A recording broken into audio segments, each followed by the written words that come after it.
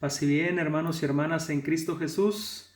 Hoy es el domingo 25 del tiempo ordinario del año litúrgico B y la liturgia de la palabra nos presenta el Evangelio según San Marcos, capítulo 9, de los versículos del 30 al 37.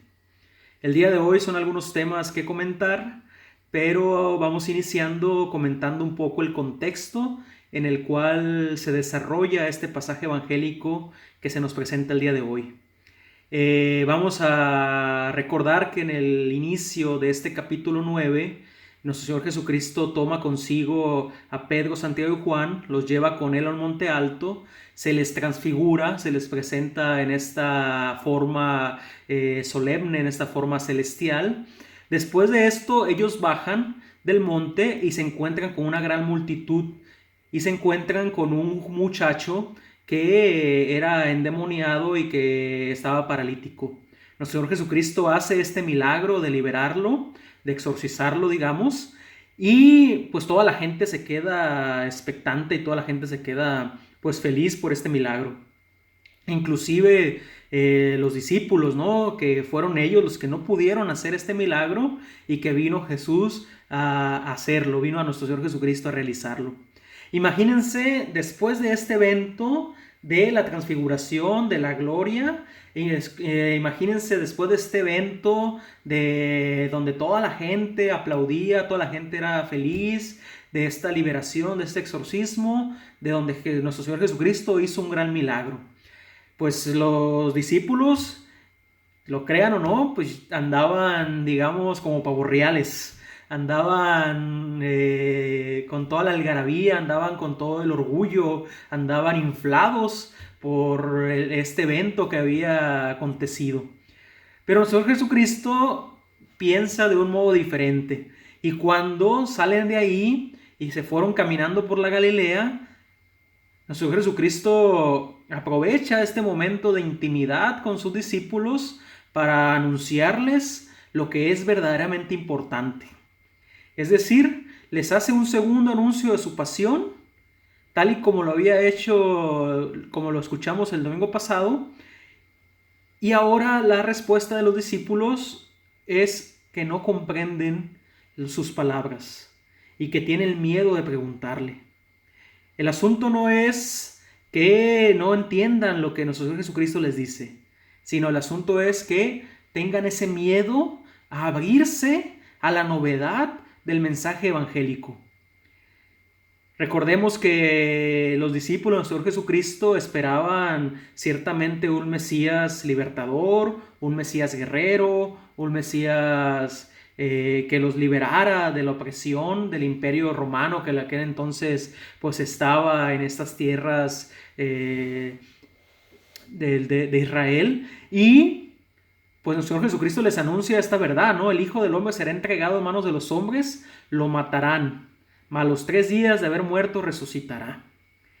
Y es interesante la actitud de los discípulos, por una parte al no querer comprender estas palabras o no entenderlas, cuando ya se les había anunciado antes, porque recordemos el domingo pasado que nuestro Señor Jesucristo les dio el anuncio de su pasión e inclusive Pedro se levanta queriéndolo reprender y nuestro Señor Jesucristo le dice: aléjate, Satanás, porque tú tienes los pensamientos de los hombres y no el pensamiento de Dios. Pero por otra parte, les decía, es no abrirse a la novedad, no abrirse al anuncio de lo que es importante, de lo que es trascendente para Dios.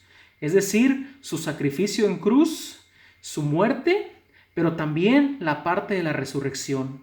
Y no quererse abrir a la novedad significa querer seguir con ese pensamiento de querer tener a un Mesías guerrero, a un Mesías que luchara, a un líder social, en cambio de alguien que les ofreciera la salvación. Entonces, una actitud que toman los discípulos es esta, pero otra es aquella que es evadir este punto importante, es decir, no querer tomar la cruz, no querer tomar esos acontecimientos de muerte, de dolor, e inclusive quedarse en eso sin entender que el triunfo final viene en la resurrección. Y entonces, ¿cómo desvían este tema? Se van caminando por Galilea rumbo a Cafarnaúm, donde es la casa de Jesús, de los discípulos, y durante el camino ellos van discutiendo. Ellos van hablando, ellos van comentando de diferentes cosas, y entre ellas pues toca este tema en el cual nuestro Señor Jesucristo les pregunta de qué discutían por el camino. Ellos se quedaron callados. Y dice el Evangelio en el versículo 34, pues por el camino habían discutido entre sí quién era el mayor. Esto sucede muchas veces cuando nuestro Señor Jesucristo nos habla directamente y nosotros queremos hacernos un lado. No queremos tomar la responsabilidad que implica vivir el Evangelio. No queremos tomar la responsabilidad que implica la conversión. No queremos tomar la responsabilidad que implica dejar nuestros pecados. No queremos tomar la responsabilidad que implica el tomar nuestra cruz y seguirlo fino a la muerte. Y significa también evadir la responsabilidad de que igual nuestra fe es un compromiso. Nuestra fe es un camino que lleva hacia la salvación. Entonces estos discípulos pues cambiaron de tema, se quisieron olvidar de ese anuncio de la pasión y ellos empezaron a discutir quién era el mayor. Pero nuestro Señor Jesucristo también pues conociendo yo creo que la intención que tenían ellos, pues les habla claramente y dice el Evangelio que entonces se sentó, llamó a los 12 y les dijo, si uno quiere ser el primero, que sea el último de todos y el servidor de todos. Y esta es una parte esencial de nuestro ser discípulos. ¿Por qué? Porque nuestro Señor Jesucristo, como maestro que es, Él nos enseñó a ser el último y Él nos enseñó a ser el servidor de todos. Recuerden aquel pasaje del Evangelio según San Juan, capítulo 13, cuando se desarrolla la última cena, pues Él se pone a lavar los pies a sus discípulos, se pone como el servidor de todos. E inclusive su misma encarnación es hacerse pequeño, es hacerse el último, es hacerse uno como nosotros y morir en cruz, entregarse hasta las últimas consecuencias. Y es por eso que Él se pone como ejemplo y Él dice, este es el camino, esta es la lógica de Dios, esta es la sabiduría divina, no hay otro camino más que este. Así que si ustedes venían discutiendo quién era el mayor, primero tienen que ver quién es el servidor de todos, porque realmente quien sirve es quien ama y es aquel que es el verdaderamente importante. Luego al final del Evangelio pues les pone el ejemplo de este niño, ¿no? Nuestro Señor Jesucristo toma a este niño, lo pone en medio de todos, lo abraza y dice que quien reciba a este niño lo recibirá a Él y quien lo reciba a Él recibirá a aquel que lo ha enviado. Esto también habla de la pequeñez, habla de la ternura, habla de la obediencia, habla también de alejarse de la soberbia, alejarse del orgullo, de querer aparentar más de lo que es, sino que simplemente un llamado a que cada vez seamos más como niños para poder entrar al reino de los cielos, pero también cada vez ser más como niños para poder comprender lo que realmente Dios quiere para nosotros.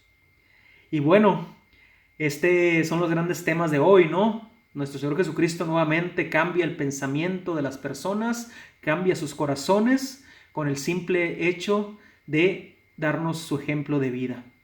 Esperamos en Cristo Jesús que podamos vivir lo que hemos pues hoy escuchado en el Evangelio y también reflexionado, para que así podamos también nosotros aceptar nuestra cruz, tomarla, seguirlo, pero no solamente quedarnos en ello, sino que dar el paso hacia la resurrección, porque el triunfo final es la vida eterna, a la cual estamos todos llamados.